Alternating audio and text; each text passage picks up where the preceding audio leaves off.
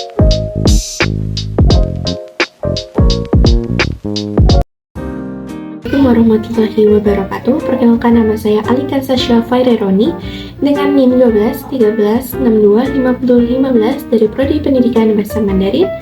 Lalu dosen pengampu saya Dr. Insinyur Vina Serevina MM dengan NIDN 0002106503. Saya akan mempresentasikan proyek UAS mata kuliah landasan pendidikan tahun 2025 dengan topik pembahasan permasalahan pendidikan, lalu subtopik pembahasan yaitu masalah efisiensi pendidikan dengan studi kasus penggunaan dan sarana pendidikan.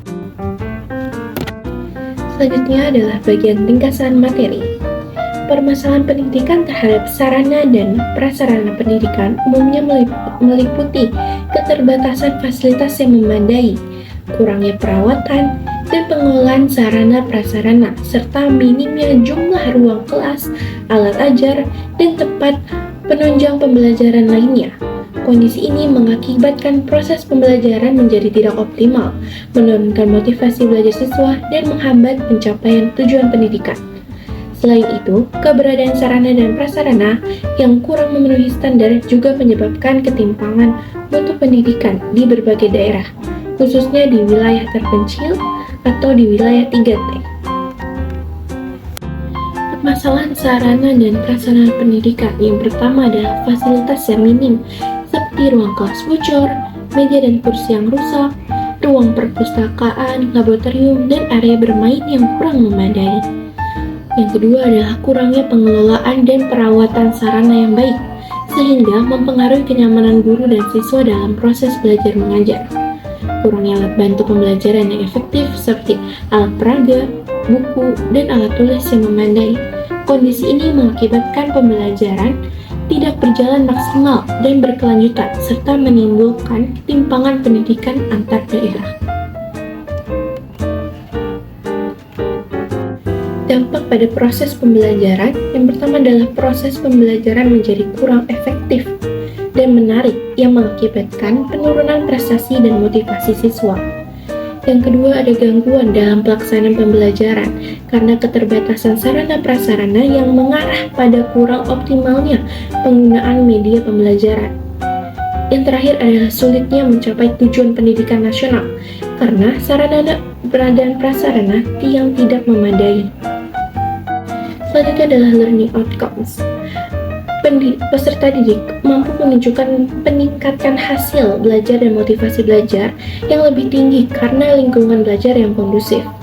Yang kedua adalah guru dan melaksanakan pembelajaran yang lebih efektif dan inovatif dengan dukungan sarana dan prasarana yang memadai.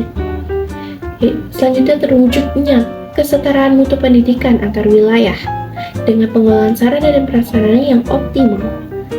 Terakhir adalah sekolah mampu menciptakan suasana pembelajaran yang menyenangkan dan kondusif untuk pengembangan potensi peserta didik secara optimal. Selanjutnya adalah studi kasus prasarana dan juga tadi disebutkan memang kita sambil menunggu pembagian laptop untuk siswa sehingga penggunaan KW itu secara bertahap untuk terus dikurangi. Tentu nanti pun kalau sudah pakai laptop, akses internetnya juga dibatasi. Secara latar belakang, pengadaan 15.000 laptop dilakukan oleh Kementerian Sosial untuk sekolah rakyat sebagai upaya menyediakan fasilitas pembelajaran berbasis teknologi bagi siswa yang berasal dari keluarga miskin dan sangat miskin. Program ini diluncurkan di tengah investigasi kasus korupsi pengadaan laptop di Kementerian Pendidikan sebelumnya. Pengadaan dilakukan dengan dana 140 miliar bersumber dari APBN. Isu yang diangkat adalah efektivitas, prioritas, dan transparansi, serta potensi korupsi dalam pengadaan sarana pendidikan. Padahal, banyak masalah infrastruktur pendidikan masih belum terselesaikan, seperti ruang kelas, kekurangan guru, dan kurangnya pelatihan serta kurikulum yang baik. Setelah itu, ada beberapa teori tentang landasan pendidikan. Yang pertama ada teori dari Ibu Vina Serafina mengatakan pendidikan harus dilihat bukan hanya sebagai konsumsi atau pembiayaan, tetapi sebagai investasi jangka panjang yang terkait dengan pembangunan ekonomi secara menyeluruh. Oleh karena itu, masalah pendidikan harus diselesaikan dengan pendekatan yang komprehensif, termasuk peningkatan kualitas pembelajaran dan pemanfaatan sumber daya yang ada secara maksimal. Tertulis pada Fundamental of Education tahun 2021. Teori yang kedua adalah teori landasan pendidikan sebagai asas dasar yang menjadi rujukan utama dalam merancang dan melaksanakan sistem pendidikan nasional Indonesia. Mencakup 4 landasan utama, yaitu filosofis, psikologis, sosiologis, dan hukum. Teori yang ketiga yaitu dari Yatimah tahun 2017 halaman 354 mengatakan bahwa secara leksikal landasan berarti dasar, tumpuan, atau alas. Oleh karena itu, landasan pendidikan merupakan tempat bertumpu, titik tolak, atau dasar pijakan dalam melaksanakan pendidikan. Lalu menurut Alfred North, pendidikan adalah guidance of the individual toward comprehension of the art of life, yaitu tuntutan pribadi menuju pemahaman akan seni kehidupan. Lalu menurut Ki Hajar Dewantara tahun 1889 sampai 1959, dikenal sebagai Bapak Pendidikan Indonesia, Ki Hajar Dewantara mendefinisikan pendidikan sebagai proses menuntun segala kekuatan, kodrat yang ada pada anak-anak peserta didik.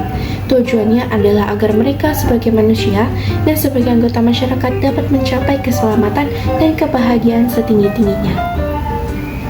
Lalu menurut Ivan Illich tahun 1926 sampai 1990, pendidikan dilakukan bukan hanya di sekolah saja, tetapi bisa dilakukan di lingkungan di alam atau lembaga informal lain atau dengan menggunakan metode belajar jarak jauh seperti e-learning.